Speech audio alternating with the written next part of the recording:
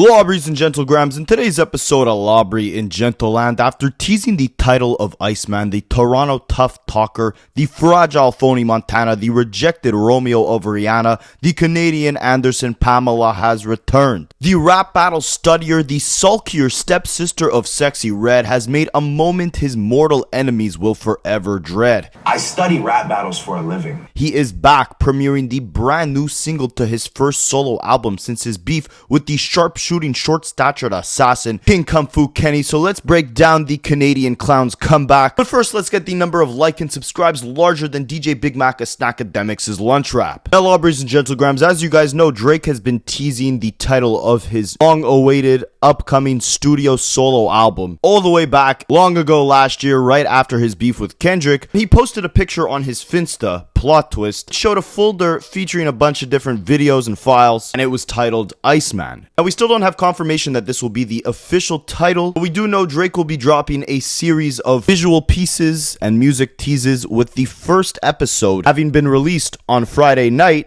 and it was titled Iceman Episode 1. He may have also gotten the upcoming release date for his next official album, but stay tuned for that because we're going to break down every Easter egg, every song, every visual, every live stream that we got from La Brianna for the first episode of this Iceman release. Now, the timing of this release is funny because on the same day that Drake put out Iceman Episode 1, Metro Boomin a few hours earlier announced that he'll be dropping an upcoming mixtape sometime this month. He previewed one of the tracks off the tape with Roscoe Dash. And we know that Metro was responsible for producing and hosting the song that kicked off the battle with Drake, Like That, featuring Future and Kendrick Lamar. We also know that Pusha T and his brother No Malice have an album coming out next week on July 11th. And throughout their album rollout, they have made several references to some shady tactics Drake has pulled behind the scenes, like sneak dissing Pusha T and his affiliates on multiple songs, including Travis Scott's Meltdown. Meanwhile, him and his record label UMG have been censoring Pusha T's verses whenever he makes reference to his beef with Drake. It's interesting timing that Drake decided to release this brand new single and this Iceman episode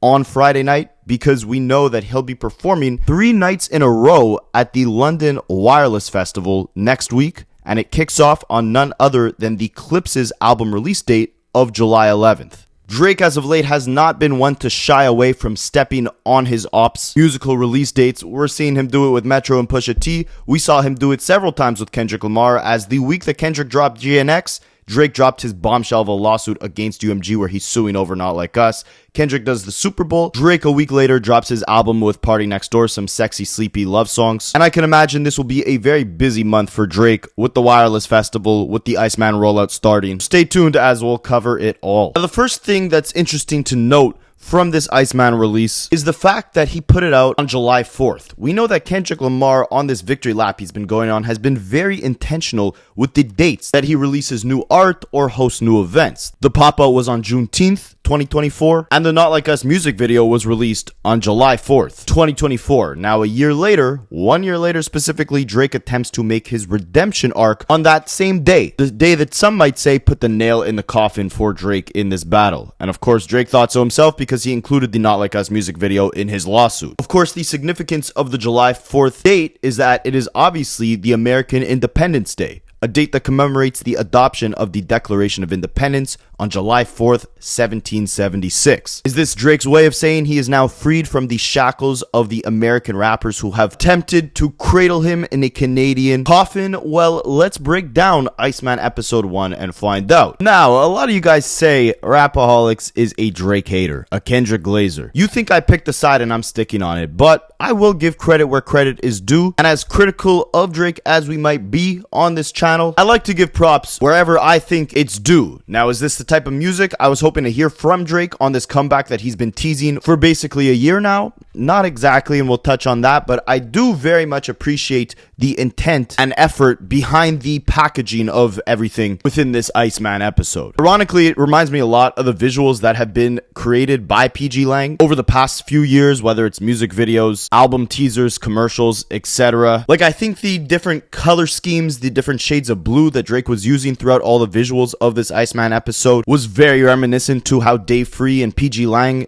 utilize color throughout their visual projects. Look at all the teasers behind Kendrick's Super Bowl rollout. Like PG Lang's visual art style, it's very cinematic, it's minimalistic, it's very, very symbolic. There's always a strong emphasis on storytelling through different imagery, cultural elements, subtle social commentary. The aesthetic feels intentional yet very raw. There's always this poetic framing to the different scenes and imagery used, and Drake was kind of going for that same thing here, right? The different shots of him in this ice warehouse, get these simplistic, gritty, raw settings of him, you know, in these rooms within the factory, but then you get these bold, extravagant shots of him in his mansion with all the firearms pointed around him. Those different types of contrast, the color schemes, all the symbolism. It seems like Drake took a page out of Dave Free's creative visual book. And we know he did this with the Nokia video as well. All the shots were a carbon copy of the aesthetic in the Not Like Us music video. But I appreciate the symbolism. I appreciate the innovative approach of centering this single release around a live stream. We know that Drake just partnered with Kick on allegedly a multi-$100 million deal to start live streaming. We know he's been trying to get into that lane, teaming up with the Kai Cenats, Aiden Rosses, XQCs. So for him to release this new single in the form of a live stream and to show that he could still drive around his own city of Toronto even after Kendrick Lamar did 2 nights back to back in the biggest stadium in the city performing Not Like Us in Drake's hometown, at the very least it shows that Drake is trying to send some sort of creative message with the packaging and delivery of this rollout. So I like it, I appreciate that. Good job on the visuals, Lobby. Now we also know Ovi Home Mall for a couple months now has been teasing that Iceman has a bomb. That's what he tweeted out. The world thought he was implying Drake would be coming back for round 2 on this new album. It seems like he's attempting to do so, but did his efforts fall flat? Well, let's unpack it and break it down. But keep in mind also, Maul was the one saying that Family Matters was the red button of the beef, right? And we know that Maul had heard this song a couple weeks ago because he also tweeted out, "What did I miss?" I study rap battles for a living. Which is the name of this new single. Did he think this would be the actual bomb that would detonate all of Drake's ops? Well, let's find out. So the live stream kicks off with a scene of this warehouse. Drake is not in it, but it's the Iceman warehouse, which is a Toronto company that chops up and sells ice, whether it's sculptures, cubes, whatever the case may be. Poor timing with the Iceman title due to everything going on with ice in America. Definitely tone deaf, but I think Drake is trying to label himself as this Iceman because at this point, everyone in the industry has turned against him. His heart is cold. And it's cold in Canada. We get a lot of ice here. Then we get another shot before Drake walks in of this ice room where you're seeing one ice cube on a cutting and measuring board, along with a pile of, I believe, anywhere from 15 to 17 other large ice cubes that are ready to be sculpted. Now, are these numbers meant to represent the number of episodes we'll be getting in this Iceman series, the number of tracks on this next Iceman album? Is Drake even that intentional behind the symbolism within his imagery? Well, as we get further in the episode, there's a couple signs that point to yes and a couple signs that point to no. You'll see what I mean shortly. So we then get La Brianna walking through the Iceman warehouse. He's draped in Iceman merchandise and he's acting as though he's this regular dude just measuring ice working in the factory. You see him here measuring the ice cube, making sure it's a good size for the sculpture. And it's not the first time that we saw Drake in a music video pretending to work a blue-collar job, right? In the Life is Good music video with Future, him and Future portrayed various different roles, including garbage men, fast food workers, car mechanics, etc. Now Drake is here measuring the ice, making sure it's proper sized to get distributed. I think that's symbolic to say, you know, he's out here cooking up the album carefully. Then Drake is in the break room, and again, he's just an average Joe, right? He's getting his lunch out of the microwave. He's ready to get on his lunch break. If you notice here, it says I History on the TV. And then as it turns on, you can see that it's displaying the history of the Iceman, the history of La Brianna. Starts off with a video shot by, I guess, one of Drake's affiliates from back in the day. This seems like the Room for Improvement era, Drake's first mixtape in 2006. And the guy recording says Drake is gearing up to dominate the next 15 summers.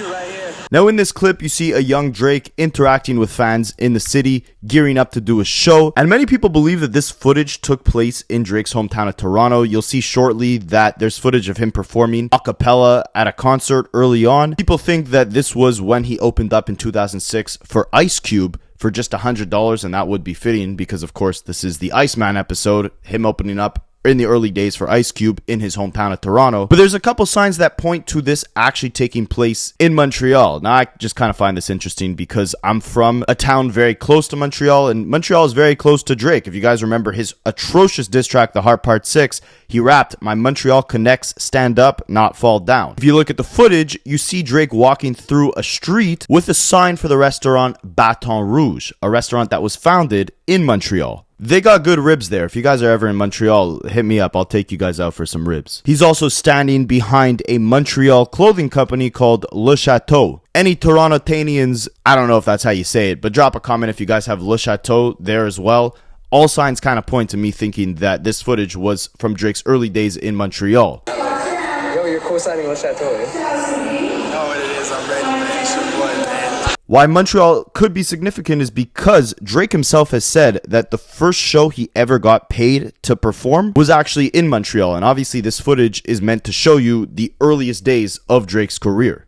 My first show ever, I'm talking about ever in my life, it was me, it was my DJ, my brother Future the Prince, he's somewhere in here, he's right there. And the only place that would pay me to perform back in like 2007.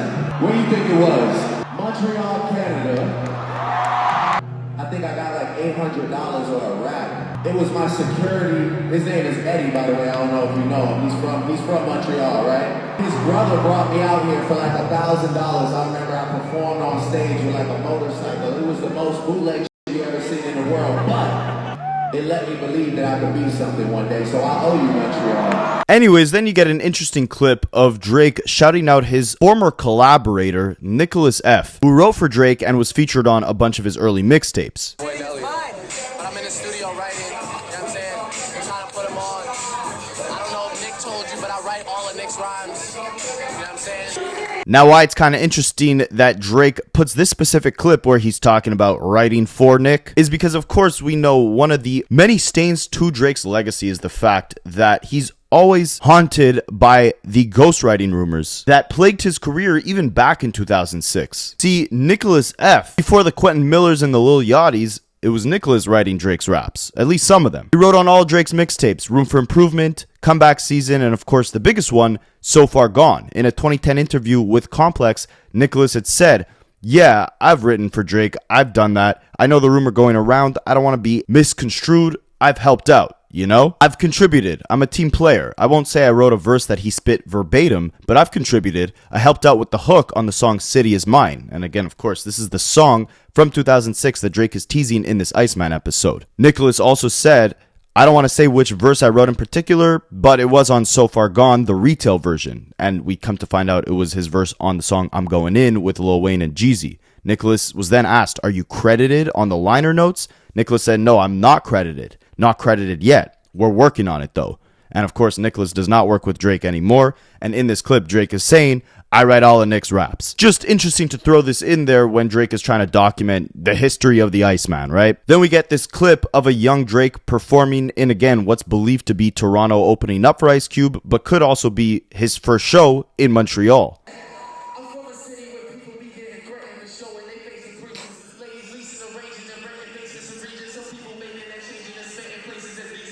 Then, as Drake is on his lunch break at the Ice Factory watching this TV, it cuts off to say, "What did I miss?" And then we get a shot of this brand new music video for the new single, What Did I Miss? The first shot being outside of Drake's new compound in Houston with a bunch of firearms pointed straight ahead and two of them pointed directly at Drake. Now we're going to break down the disses, the bars of the actual song, but I think the imagery is important as well, right? As you obviously see, there's two firearms pointed directly at Drake with the rest of them aiming just kind of straight ahead. As for what the two bigger firearms pointed directly at Drake could possibly symbolize, well, remember when the entire beef kicked off. Kendrick rapped on Like That saying, "F the big three, it's just big me." In this image, it's Drake standing tall with two other firearms pointed directly at him, possibly representing the two other rappers, a part of the big three, who were all aiming at each other last spring. It started off on first-person shooter with the Spider-Man meme of Drake and Cole pointing at each other saying, "You're the GOAT." Kendrick said, "Nah, I'm the GOAT, it's just big me," aiming at Cole and Labrie. Cole aimed back at Kendrick. Kendrick aimed at Cole and Labrie again. And here you see this image of two firearms pointed at each other, both of them also pointing at Drake, but Drake is the one standing tall. He's claiming it's Big Him at this point. On like that, Kendrick also rapped, "First person shooter, I hope they came with 3 switches." Switch being a synonym for a firearm, and here again, you have 2 firearms with Drake standing in the middle. On like that, Kendrick compared himself to the weapon, saying that it's a K with all these 9s, aka an AK-47, surrounded by all these 9mm weaker firearms. Here you have 2 bigger firearms aiming at Drake, but Drake is the one standing the tallest. He is the third switch, right? Plus, ironically, there are 3 different beats on this song. 3 switches. The first one produced by FNZ and Alessia. The second one produced by GYZ Banks, sorry if I'm mispronouncing these names, and then the third one produced by OZ, Take Keith, and Patron Soul. As far as the different firearms, the multiple firearms that are pointing straight, well, those could represent the dozens of other artists, industry executives, rappers, etc., even producers like Metro Boomin, who are all trying to take aim at Drake. Throughout the battle, everyone from Rick Ross, The Weeknd, A$AP Rocky, Future, Metro, etc., and all those shots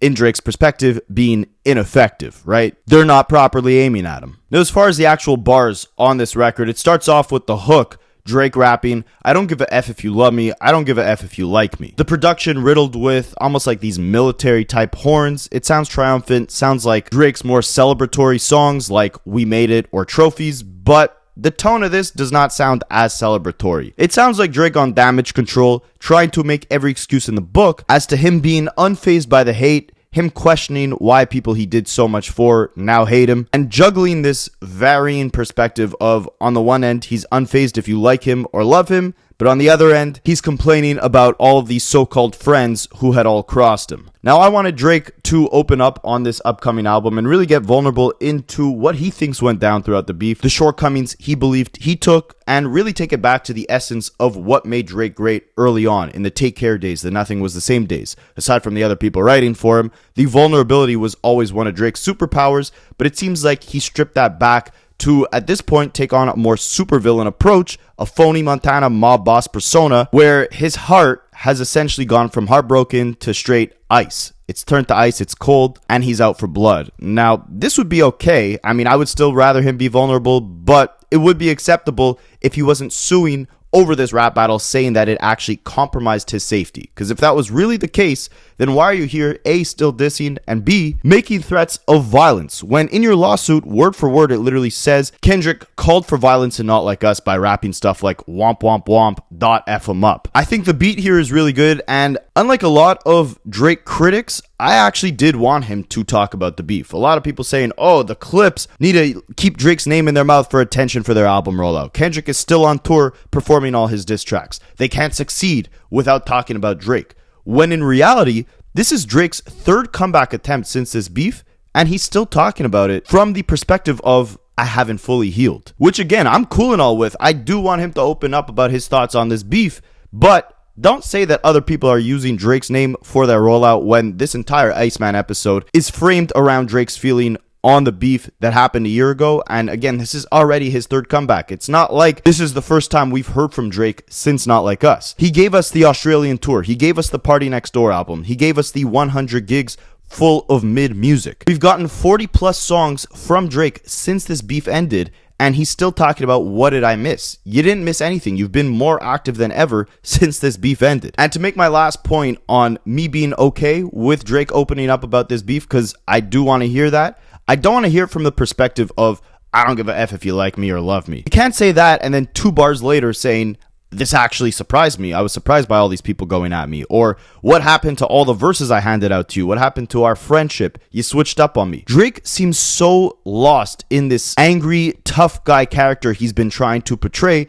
that he can't even keep up with his own narratives. On one end, he's acting unfazed by all the people who switched up on him, but in the next bar, he's complaining about it. None of it feels authentic. So I don't give a F if you like me. I don't give a F if you love me. Asking me how did it feel? I can't say it didn't surprise me. Don't get confused by Lawbree's grammar. When he says I can't say it didn't surprise me, what he's saying here is, honestly, this surprised me. It surprised me that everyone switched up on me. Last time I looked to my right, you guys were standing beside me. How can some people I love hang around P-words who try me? Now, I'm really going to try not to hate on Drake too much in this video, but again, like, I really want Drake to go back to the essence of what at least I loved him for as an artist decades ago. Aside from the messaging, put that aside for a second, but just with the vocal delivery in general, I find over the last few albums, Drake has adopted this very whiny, nasally, squeaky, almost like Playboi Carti, Young Thug-esque type of voice. And just like with all the fake accents that he does, the voice not only doesn't sound authentic, but it sounds a little tone deaf. I don't give a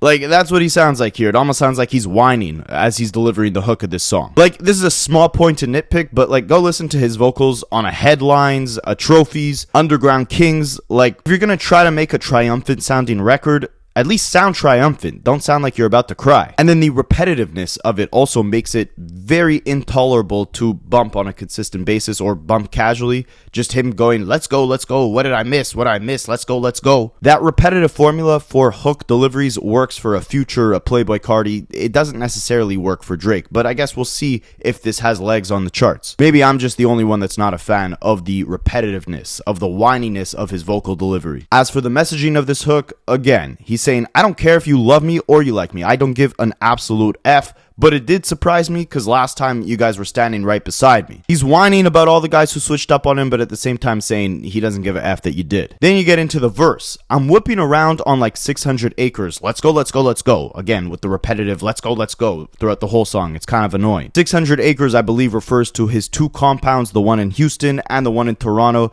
Two massive plots of land that total over 600 acres. Then we get some more bars about the ops. He raps, you guys just better not ask for no favors. Let's go. It's love for my brothers and death to a traitor. Now, I don't know about you, but that sounds like a call to violence to me. And this is coming from a man who is in the middle of a legal battle over a song, aka Not Like Us, that he felt was a direct threat to his safety for its calls to violence. Of course, we know Drake in the 2010s was known for handing out the stimulus packages, and a lot of the guys who he did that for have switched up on him in 2024. Rick Ross, Future, A$AP Rocky have all benefited from one or more Drake features throughout their career. Drake saying all of those favors will now disappear. Now this line is gross. She might decide to say no to me now, but say yes to me later. I love how like his two biggest responses to the beef, this song and the song Give Me a Hug, both of them have this like tough guy, macho, talking about, you know, Drake elimination, fake intimidation. If Kendrick is the one on top, all the girls at the strip club are going to be twerking with dictionaries.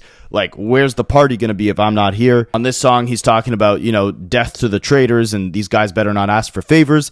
And with both those songs, he just follows up this tough talk by showcasing how desperate he is for female affection. On Gimme a Hug, he literally switches from the tough talk to begging a girl to give him a hug in the strip club. On this song, he talks about canceling the Drake stimulus package, and then within the next bar is talking about how a girl says no to him but will say yes later. Why would she say yes later? What are you implying you're going to be doing for her to change her mind? Now these next set of bars aren't terrible here. You switched on the guys and supported a hater. Let's go. Obviously, the hater in question he's talking about is Kendrick Lamar, who himself has proclaimed to be the biggest hater on Euphoria. And a lot of guys, LeBron James, DeMar DeRozan, Future, etc. We're going to touch on them shortly because Drake raps about them, but they all traded sides to celebrate Kendrick's victory lap once he won this beef with Drake. Drake continues rapping. What's the get back for guys? It's TBD. I look at this stuff like a BTC. Could be down this week, then I'm up next week. The get back being TBD means that the revenge that he's seeking is to be determined. It has not happened yet. And he compares his stock, his brand, to that of Bitcoin, the very volatile crypto asset that one week could be up, the next week could be down. The same way with Drake,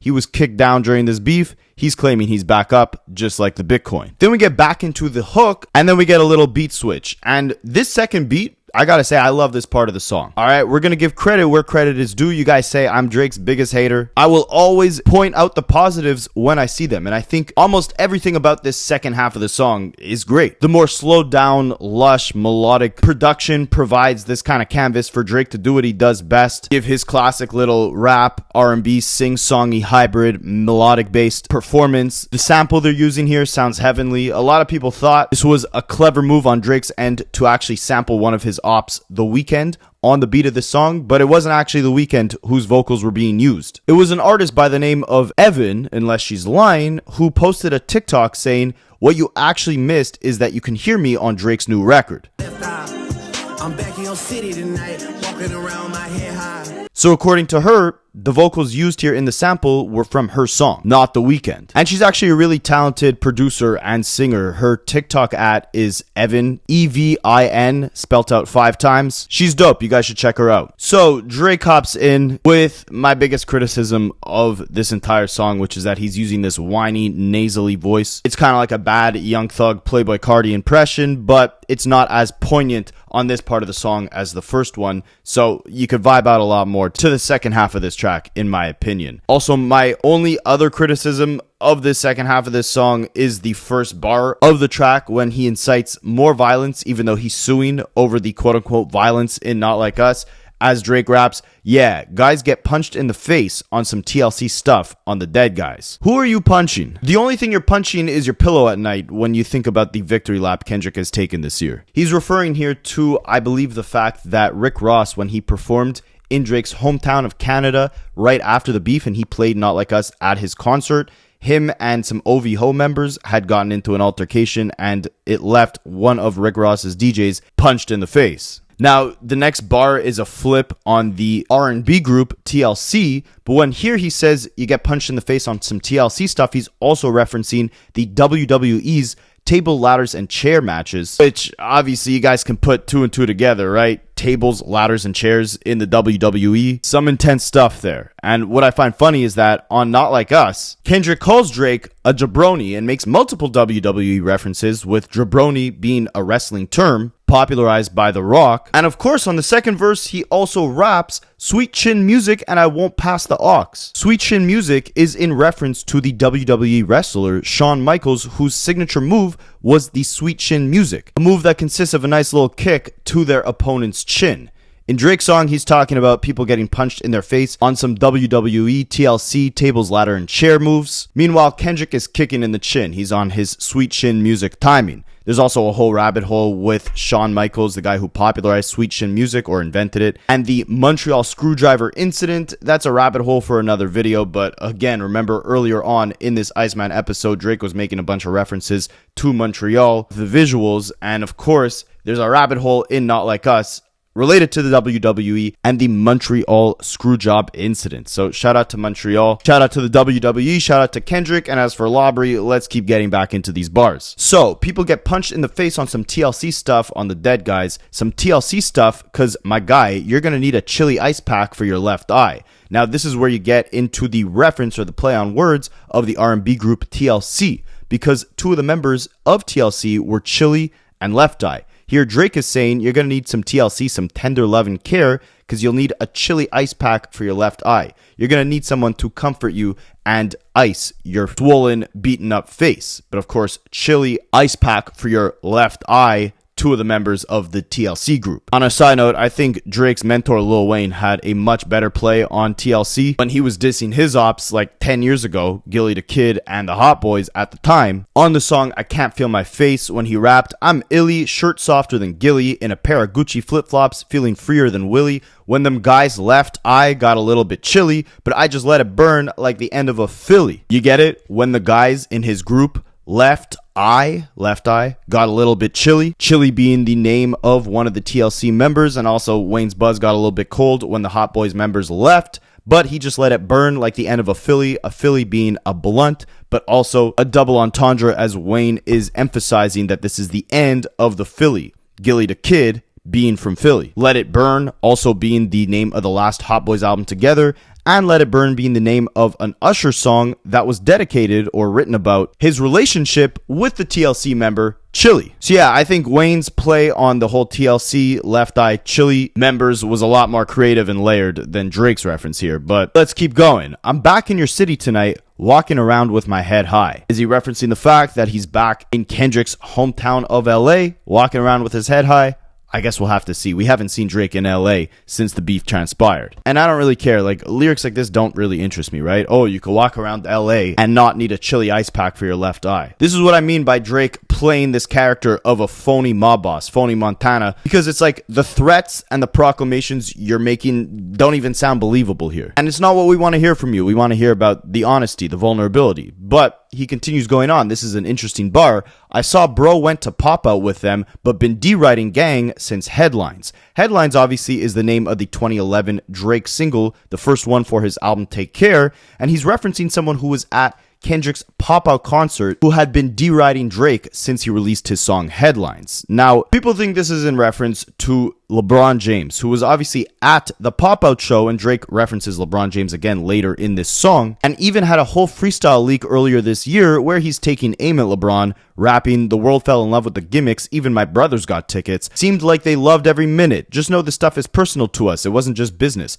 God forbid we ever got to tarnish your public image. All that brother talk as if I really discovered a sibling. 6 degrees, my memories retrieving our humble beginnings." It was called the Fighting Irish Freestyle. LeBron James obviously playing for the high school Fighting Irish basketball team. Drake literally having a tattoo of LeBron James with his Fighting Irish jersey. And on this freestyle, he's talking about how he's sad that LeBron was at the pop-out dancing when he thought they were brothers, and saying, God forbid we ever got to tarnish your public image, making threats that he knows something about LeBron that he doesn't think the world should know. The only thing here is, though, that LeBron and Drake have had a relationship that spanned much longer than simply Headlines. Headlines came out in 2011. Drake had a song on LeBron's movie soundtrack in 2009, the song Forever, and they were seen pictured together, friends together, talking about each other since 2009. So I don't think it was LeBron that was deriding since Headlines. I think it was DeMar DeRozan who got switched over to the Toronto Raptors basketball team in 2009, but began developing a relationship with Drake in the early 2010s.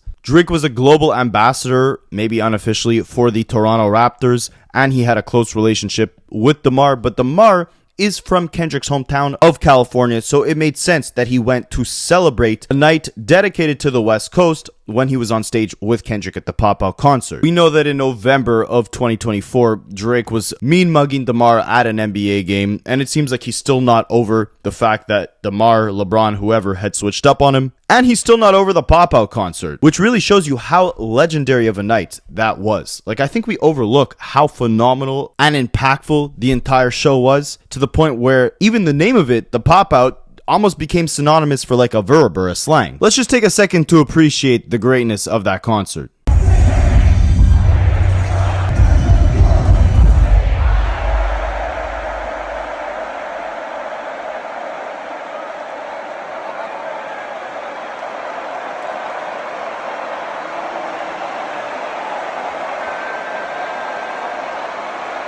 Drake could also be referencing Tyler the Creator with this bar, since him and Tyler did form a friendship around the time that Drake released Headlines. This was around the same time when Tyler released Yonkers and was coming up onto the mainstream scene. And of course, Tyler the Creator was also seen at the pop-out concert, even doing a little performance at it. Crazy that Drake is still thinking about the pop-out show. Anyways, he continues rapping, "It feels like nobody's there until you start giving out two tones, and nobody cares until they're in front of your tombstone. Basically, they don't care about you until you're gone and it's too late, or when you're handing out favors and gifts." He continues rapping, "Y'all been on that type of timing for too long. Iceman, Tiffany, Bluestones, I done made plenty stuff right out of two wrongs." The two wrongs possibly referencing the two other beefs Drake was a part of, the Meek Mill beef and the Pusha T beef. Meek calling him out for ghostwriting, Pusha calling him out for hiding a child. Drake did make a comeback from both those beefs, making a right out of two wrongs. Maybe this is him implying that this song itself is him making a right out of the wrong with the beef with Kendrick. Now, I like the third verse the best because this is where Drake actually gets into specifics about how he felt and literal situations he went through with the people around him who switched up on him. This is where he actually kind of gets a little vulnerable, even though the verse is extremely short. He raps, "What did I miss when I was looking at y'all and cooking with y'all and giving out verses and bookings to y'all, making sure wires were hit? What did I miss?" He was cooking with Rick Ross early on heavily. He's been cited to say, "I'm trying to make myself a better rapper when I see Rick Ross in the studio every night, knowing that if I'm not there, someone else is taking my spot." He was out there cooking night after night with Rick Ross, with Maybach Music, with Cash Money, Young Money, in the early days of the 2010s of Drake's career. And at this point, Rick Ross has switched up on him. What has Drake missed? And giving out verses and bookings to y'all. In terms of the verses, that could also be in reference to Rick Ross or The Weeknd or Future or A$AP Rocky. In terms of bookings, of course, we know he brought Future on tour, The Weeknd on tour, Kendrick and A$AP Rocky were on his Club Paradise tour in 2012. He was giving out the verses, the bookings, and everyone switched up on him. There's obviously a problem with Drake for all of these guys after the long, extensive careers they've had together for them to all switch up on him. There's one root to this problem, right?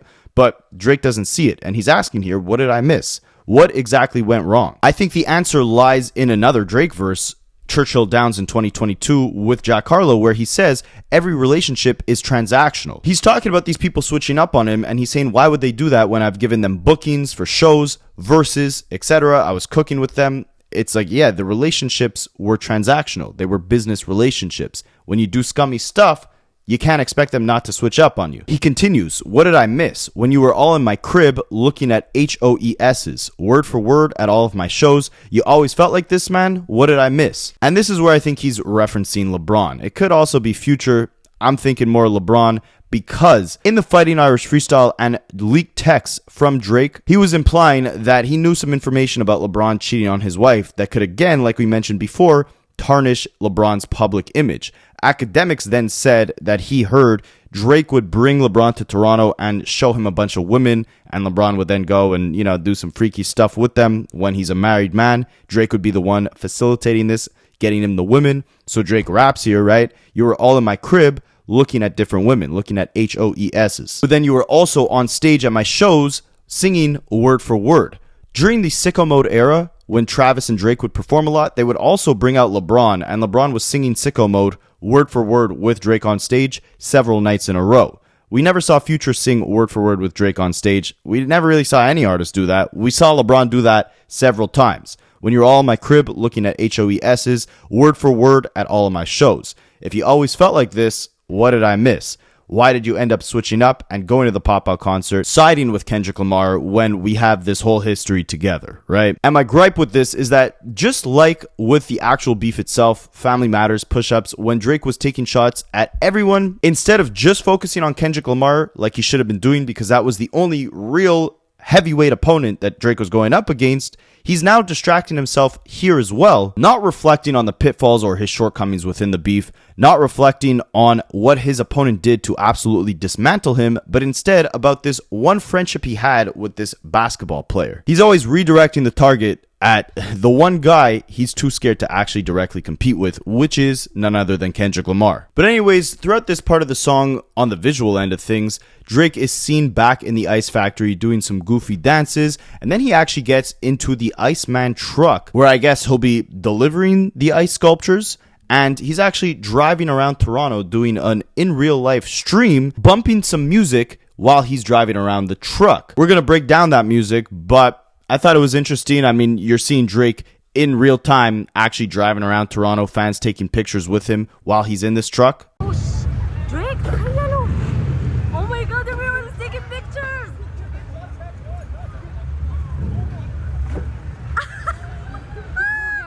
What the fuck? What the? Oh, that's so random for real. Oh my God. No! Ryan! Fucking Ryan! What? We were the first one down!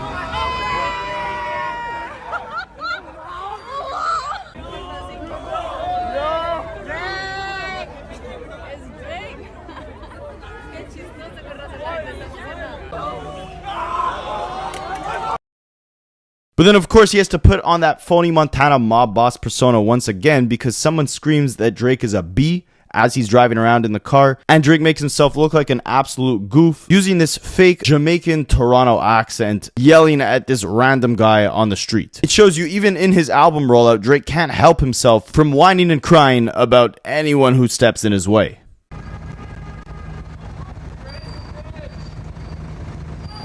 So where? So what then? So what then, big dog? Don't look away now. Pussy. Don't look away now. Don't look away now.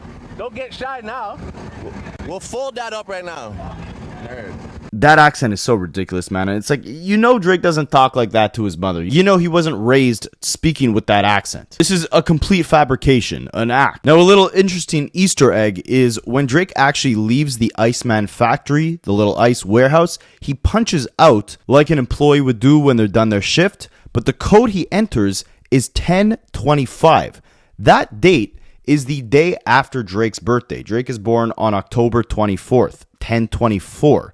October 24th this year falls on a Friday, meaning October 25th would be a Saturday. Fridays are normally the day that new music is released, and we know Drake has always wanted to release an album on his birthday. He actually tried to release Take Care, his 2011 album, on his birthday, but it ended up getting pushed back about 2 weeks due to sampling issues. Maybe this is a hint that we'll be getting the Iceman album, whatever album this will be, on his birthday or the day after, October 25th. It would line up again with the day that new music is usually released. And as far as new music, again, Drake is driving around in the truck and he previews a track, an unreleased song that's tentatively titled Supermax. It's more of him kind of sulking in the fact that he's lost all these fake friends, not really taking full accountability, but at least he's kind of opening up to an extent here. So he raps, "This summer I'm staying so focused, someone could tell me the weather changed, I wouldn't notice. The company I'm keeping is getting smaller, while all my companies are growing and overflowing," which is a far stretch of the opposite of what he's been saying in his lawsuit, which is that Not Like Us has tarnished his brand so much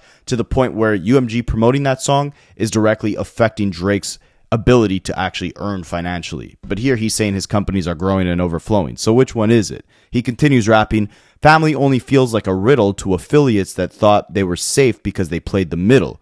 That's a cool bar. "Losing all these friends really got to me. I was talking to Taylor over drinks and it was getting deep.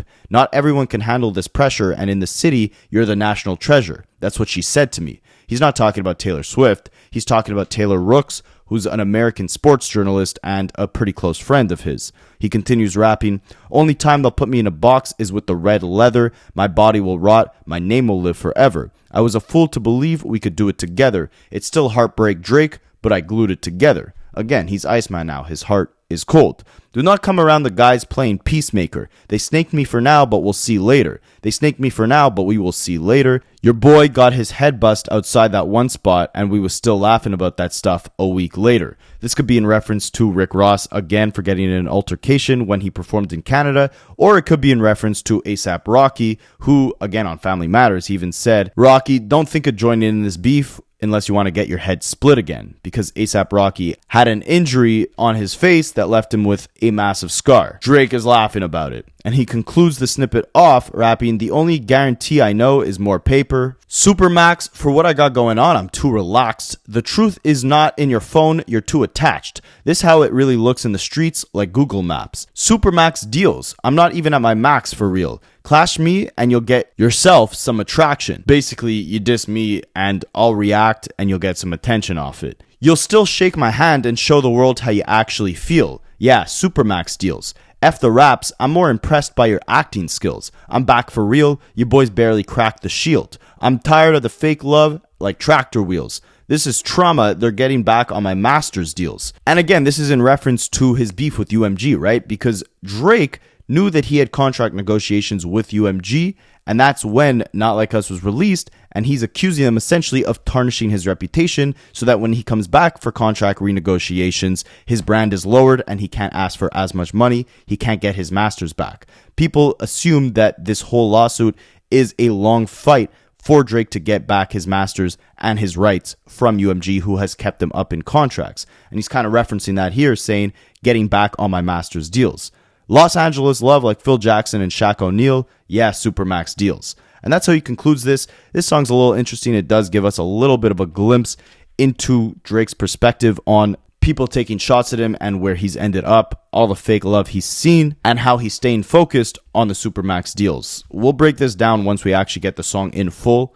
If we do, it didn't sound too bad. He previewed another very generic sounding dancehall song. And all in all, while I might not be the biggest fan of the music we received, I did like the rollout very much. I thought this was a creative way to actually either announce the album or just at the very least preview some new music, show people that you're still around. You can drive around Toronto and, someone might call you a B. You might yell back at them in a fake Jamaican accent, but You're in your city, you're doing what you love, you're creating, you're focused, and you're delivering the music in this innovative, creative way of packaging up all the content.